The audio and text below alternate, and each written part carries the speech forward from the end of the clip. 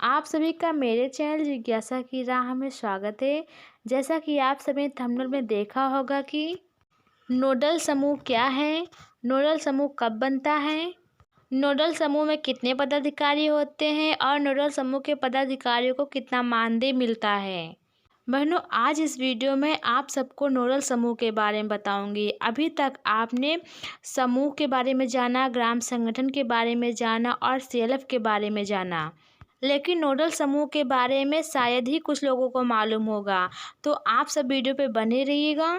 Channel पर नए हैं तो प्लीज़ उनको सब्सक्राइब कर लीजिएगा। मेरे चैनल पर समूह समिति तो महिलाओं के लिए नौकरी रोजगार की जानकारी बिल्कुल सही और सटीक मेरे चैनल पे मिलेगी।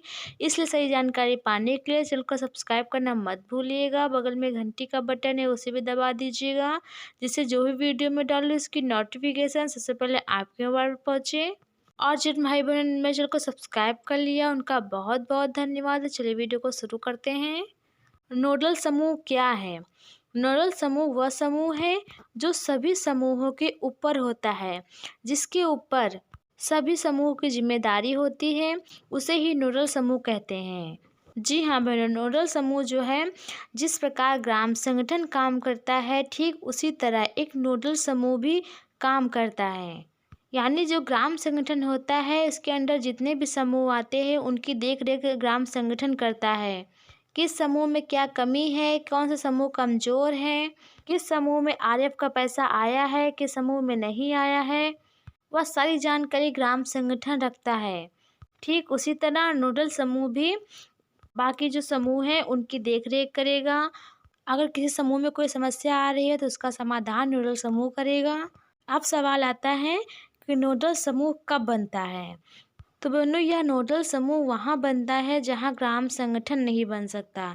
यानी ग्राम संगठन बनने के लिए कम से कम 5 समूह होने ज़रूरी हैं। जब 5 समूह होंगे तभी एक ग्राम संगठन बनता है।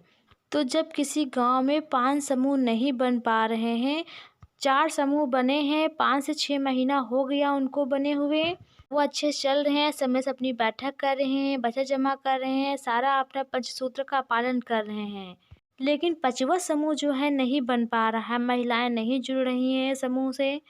ऐसी दिक्कत बहनों उसी गांव में आती है जहां गांव छोटा होता है और महिलाएं कम होती हैं। होती भी हैं तो समूह से जुड़ना नहीं चाहती, तो ऐसी परिस्थिति में नोडल समूह बनाया जाता है। नोडल समूह बहनों इस प्रकार बनता है। चारों समूहों की महिलाओं को इकट्ठा किया जाता है। सभी महिलाओं से पूछा जाता है कि कौन सा समूह अच्छा है और किस समूह के पदाधिकारी एक्टिव हैं।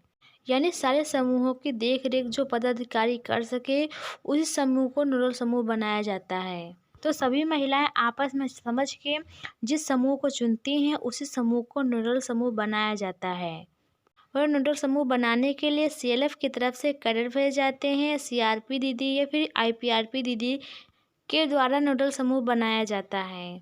अब सवाल आता है कि नोडल समूह में कितने पदाधिकारी होते हैं?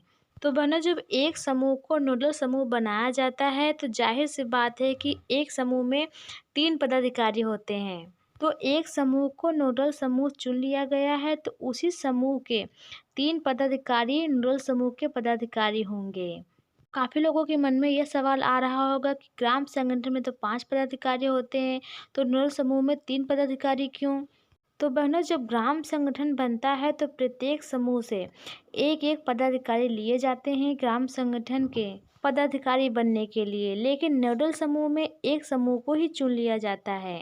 इसलिए उसमें 3 पदाधिकारी होते हैं जो पहले से बने हुए होते हैं।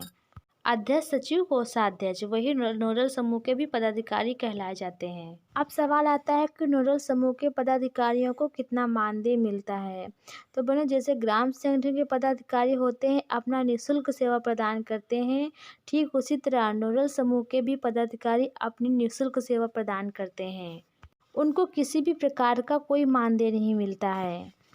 न तो समूह के पदाधिकारियों को मानदेय मिलता है, न ही तो सीएलएफ के पदाधिकारियों को, न ही ग्राम संगठन के पदाधिकारियों को, और ना ही नोडल समूह के पदाधिकारियों को मानदेय मिलता है। ये जितने भी पदाधिकारी बनाए जाते हैं वो अपना निःशुल्क सेवा प्रदान करते हैं।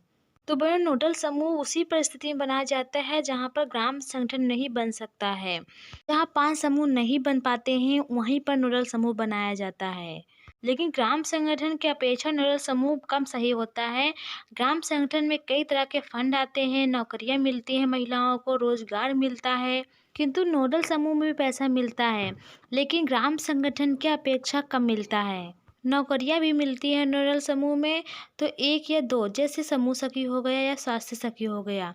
यदि आपके गांव में खेती-बाड़ी का काम होता है, आजीविका सखी की नौकरी के निकलने के चांसेस रहते हैं।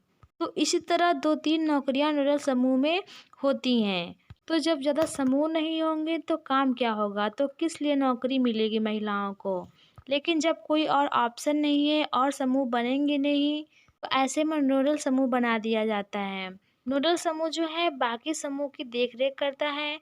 अगर कोई समस्या आती है समूहों में, तो उसका समाधान नोडल समूह करता है।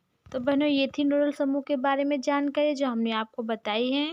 अगर आपके मन में किसी भी प्रकार का सवाल है, कोई क्वेरी है या समूह को लेकर, तो आप कमेंट बॉक्स में ज़रूर बताइएगा। रिप्लाई देने की पूरी कोशिश करूँगी। अगर वीडियो बनाने वाला होगा तो मैं वीडियो भी बनाऊँगी। तो मिलते हैं अगली वीडियो में किसी नई जानकारी के साथ। आप सभी का बहुत बहुत धन्यवाद।